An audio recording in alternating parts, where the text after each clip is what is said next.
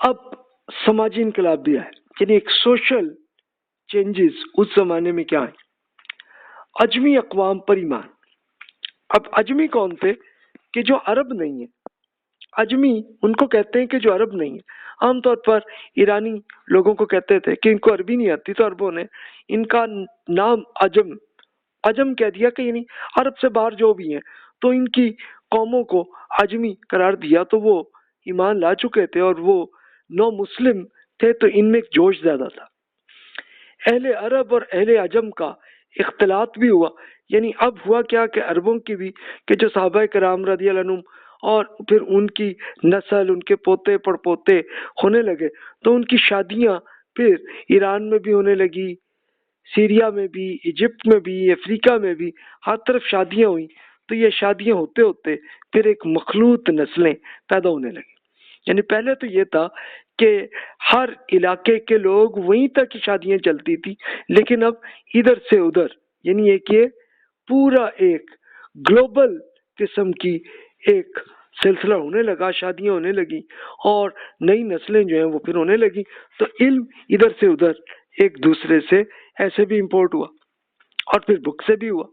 عربی اور عجمی زبانوں کا اختلاط بھی ہوا، یعنی ہوا کیا کہ عربی اور فارسی ایک دوسرے کے ساتھ مکس ہونے لگی، اور صرف فارسی ہی نہیں بلکہ اور جو بہت سی اس زمانے کی زبانیں تھیں، وہ اس میں بھی عربی کے بہت سے الفاظ آ گئے، اور اسی طرح عربی میں ان کے الفاظ آ گئے۔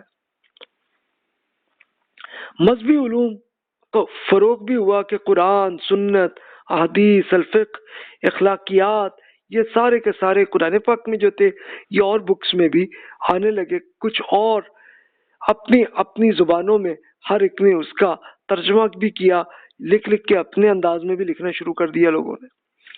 دیگر اقوام کے علوم کا مسلمانوں میں پھیلاؤ بھی ہوا۔ اب ظاہر ہے کہ ان اقوام دوسرے ملکوں کے جتنا علم ان کے پاس تھا، تو وہ بھی مسلمانوں کے اندر آ گیا۔ تو اس طرح سے کہ بڑا ایک آپ کا ایک بالکل بڑا ایک انقلاب ایسے بھی آیا۔ اچھا، اب ہم یہ بھی دیکھتے ہیں کہ ان چینجز سے پھر علمی انقلاب کیسے آیا۔ اب میں اس کو انقلاب کہہ رہا ہوں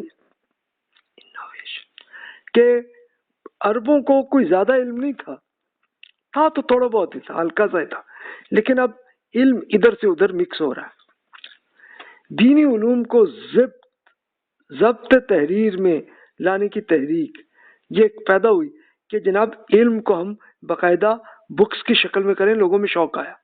حفظ کا عربوں کا ذوق تھا، یعنی پہلے تو وہ عرب لوگ تو صرف یاد ہی کرتے تھے، ٹھیک ہے ضرورت پڑی تو ایک ڈائری میں لکھ لیا، لیکن کم ہی لوگ لکھتے تھے، زیادہ تر یاد کرتے تھے۔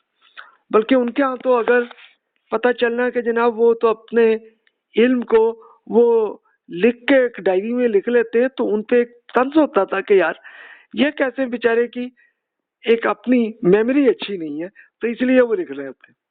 تو ایسا تھا عربوں میں۔ لیکن اب یہ چینج ہوئی کہ لوگوں میں ایک تحریر لکھنے کا شوق آیا، لیکن ایک سائیڈ ایفیکٹ بھی آیا کہ جعلی پروپیگنڈا کا ایشو بھی آ گیا۔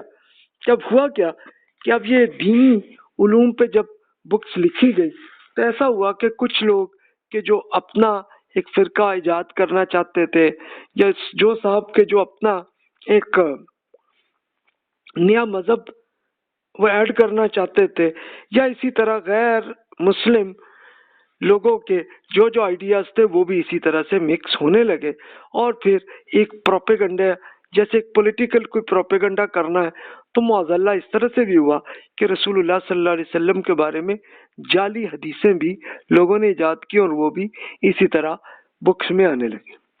کہ یہ سائیڈ ایفیکٹ یہ بھی ہوا اس کا، یعنی جہاں ایک پوزیٹیو ایفیکٹ آیا کہ علم مسلمانوں نے سیکھا، لیکن وہاں ایک جعلی پروپیگنڈا بھی اس کا حصہ بن گیا۔ ابھی آپ کے ذہن میں آپ کہ دینی اعتبار سے آپ خود سوچئے تو کچھ ایسے آئیڈیاز آپ کو ہوتے ہیں، کوئی مولوی صاحب آپ کو بتا رہے ہوتے ہیں تو آپ کو بڑا عجیب لگتا ہے کہ دین میں یہ بات کیسے ہو سکتی ہے۔ تو اصل میں وہ اس پروپیگنڈا والی کوئی روایت ان مولوی صاحب نے کہیں سن لی اور وہ آپ کو سنا رہے ہیں، اور وہ تو بڑا اس کو ایمان کی حیثیت پہ बड़ा वो कर रहे होते हैं, एक्चुअली वो एक जाली बात होती है। एक मंसूर एक खलीफा थे, हुक्मरान थे, तो इन्होंने एक ये ऑर्डर दिया कि तर्जुमा करें। इनकी हुकूमत रही 136 टू 158 हिजरी में। तो इन्होंने क्या किया कि भी ये दीगर जुबानों में जो जो भी इल्म है इस सब को आप ट्रांसफर करके अरबी में करें। कर तो दिया उन्होंने, लेकिन उसका फायदा क्या हुआ? फायदा ये हुआ कि बहुत सारे उलूम ये सारे के सारे अरबी में आए। और अब आप ये देखिए कि मुसलमान जितने थे तो वो ताजिकिस्तान से लेके स्पेन तक थे, तो इनमें एक ही जुबान अरबी थी कि जिसे आपस में एक दूसरे से कर सकते थे। बाकी हर एरिया की अपनी जुबानें थी, लेकिन दूसरे मुल्क में बात करनी है तो अरबी में करते थे। तो अरबी में बहुत बड़ा इल्म आ गया जिसमें फलसफा, medicine, engineering, chemistry, physics, mathematics, मंतिक क्या थी? लॉजिक। तो ये सारे तरीके जो पहले और कौमों के जितना जितना इल्म जितना था वो सारा के सारा अरबी में आ गया। अब एग्जाम्पल के तौर पर एक क्रिश्चियन एक स्कॉलर थे जिनका नाम जॉर्जस जिनका नाम था। तो ये खसूसी मुआलिज थे, यानी डॉक्टर थे। इन्होंने मेडिसिन की किताबें लिखी उस जमाने में जब ये मंसूर की हुकूमत थी। अच्छा, इंडिया की जो जो इल्म था उनके पास वो भी अरबी में ट्रांसलेट हुआ, जिसमें सनद हिंद जिसे अरबी में कहते हैं, जिसको आप संधानत जिसको आप ये हिंदी जुबान में चलता है इस सिलसिला। फिर मुतअद्दिद उलूम की लाइब्रेरी, और ये आपको पता होगा कि इंडिया से अंदर ये मैथमेटिक्स वहां पे ज्यादा उरूज में डेवलप हुआ। तो मैथ्स वहां से आया, अरबों ने वहां से भी सीखा। कुछ और कौमों के, अब ताजिकिस्तान, उज़्बेकिस्तान में अपना इल्म था, वहां से आया। ईरान से उनका इल्म आ गया। इसी तरह सीरिया से, फिर स्पेन में, अफ्रीका में जो जो इल्म भी इंसान को था वो सारे का सारा अरबी में ट्रांसलेट होते होते एक जगह आ गया। तब ये मामून रशीद, इनकी हुकूमत 197 टू 218 हिजरी में हुई है। तो इन्होंने एक बड़ी लाइब्रेरी तैयार की जिसको बैतुल हिकमा इन्होंने नाम दिया। और बैतुल हिकमा में उन्होंने ये पूरे फिजिक्स, केमिस्ट्री, इंजीनियरिंग, मेडिसिन सारों की किताबें उस लाइब्रेरी में की। ये लाइब्रेरी असल में गवर्नमेंट की लाइब्रेरी थी जो मुआविया रजी अल्लाह तआला ने बनाई थी। तो इसमें बहुत सा इजाफा करते हुए मामून में इल्मी ज़ौक़ बहुत था, तो इन्होंने बहुत सारी बुक्स, बहुत सारी कुछ और भी अब तक जितनी आई थी वो भी ऐड हो गई, और मामून ने तो बहुत ज्यादा की। और करते करते फिर इसे पब्लिक के लिए भी आम कर दिया कि जिसको भी इल्मी शौक है आए पढ़े।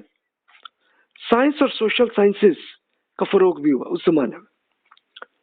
फिर फलसफे की साइड इफेक्ट फिर ये हुआ कि कुछ ऐसे तवहम परस्ती, नजूम, शख्सियत परस्ती और औतार, फिरका वारियत, इलाहियात के फलसफे, मुशरिकाना अमल, ये भी मुसलमानों के अंदर आ गया। तो ये साइड इफेक्ट हुआ है।